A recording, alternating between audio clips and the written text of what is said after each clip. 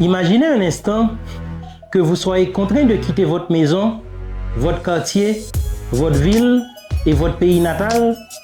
C'est le cas de Sandra, jeune médecin de 30 ans d'origine caraïbéenne, qui a pris la décision de se déplacer, non pas pour des vacances ou un déménagement planifié, mais parce qu'elle n'avait plus le choix.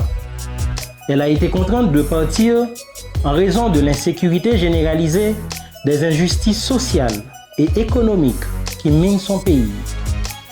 À l'heure où je vous parle, la situation de Sandra est similaire à celle de plus de 122 millions de personnes à travers le monde contraintes de fuir leur foyer en raison de conflits armés, de persécutions politiques, de violences ou encore de catastrophes naturelles. Derrière ce chiffre alarmant rapporté en 2024 par le Haut Commissariat des Nations Unies pour les réfugiés, se cachent des enfants, des parents, des grands-parents, autant de vies bouleversées, d'histoires humaines qui devraient nous interpeller et surtout nous inciter à agir avec humanité et empathie. Cette histoire parle d'un type de migration qu'on entend souvent sans vraiment le comprendre. La migration forcée. Mais qu'est-ce que ça veut dire concrètement? Selon l'Organisation internationale pour les migrations, la migration forcée est un mouvement migratoire non volontaire, contraint et subi, causé par divers facteurs, mais qui implique un recours à la force, à la contrainte ou à la coercition. Comment les différents pays s'organisent-ils pour accueillir ou protéger les personnes qui fuient les situations difficiles?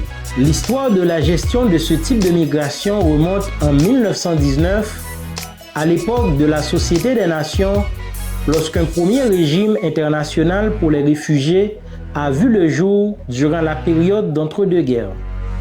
En 1921, un haut commissaire pour les réfugiés est désigné et le passeport Nansen est créé, offrant un permis de séjour temporaire et un document d'identité aux personnes déplacées sans nationalité.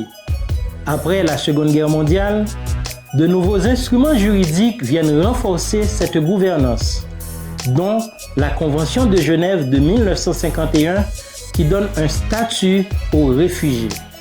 L'article 3 de cette convention affirme que chaque réfugié, peu importe sa race, sa religion ou son pays d'origine, doit être traité sans discrimination par les États signataires.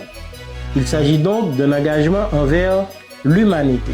Sandra, comme tant d'autres migrants, cherche simplement une vie en sécurité et une chance de bâtir un avenir meilleur.